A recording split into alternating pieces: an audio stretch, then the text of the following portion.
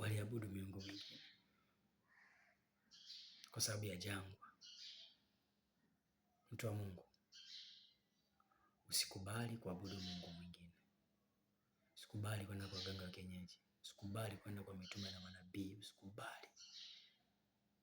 Au mitume na manabii feki. Usikubali. Au wanakuambia kuna mafuta, kuna chumvi, kuna kitambaa. Achana nao.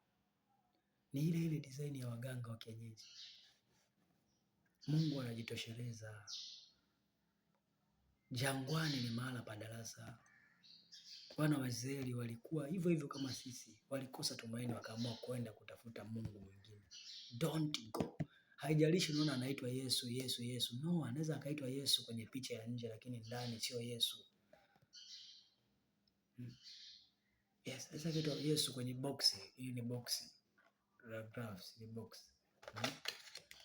Ni box. Unapewa hili inaitwa Yesu. Kumbe ndani kuna gloves. Yesu amejitosheleza. Yesu halisi. Hahitaji chumvi, hahitaji mafuta, hahitaji kitambaa. Yesu halisi akishuka, anashuka na nguvu zake automatic. Unashangaa miguu inaanza kutetemeka, mikono inatetemeka, mwili unatetemeka, nguvu za Mungu zinashuka, Roho Mtakatifu anakujia, unaona moto ndani yako.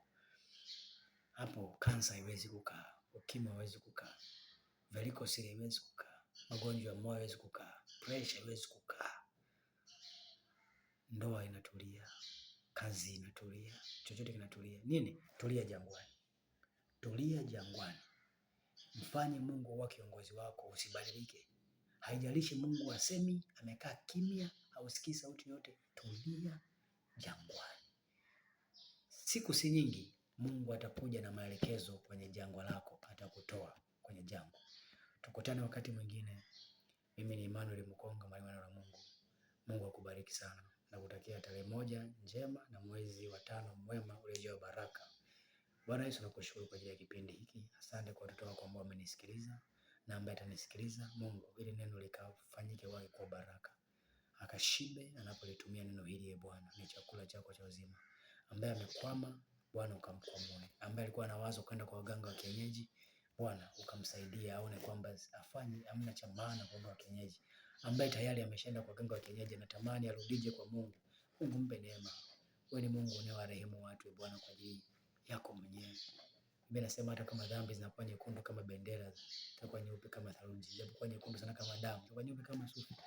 Mimi ni Mungu unayesamehe makosa yako, unayefuta makosa kwa ajili yako, wala sitazikumbuka dhambi. Hiyo ni mistari ya Biblia muhimu. Mungu, tunakusihi tusamehe watoto wako. Wakati mwingine shida zinatuzidi nguvu, matatizo yanatuzidi nguvu, majaribu yanatuzidi kipimo. Ninakusihi Mfalme wa amani, usinyamaze Bwana kwa mtu anayelia.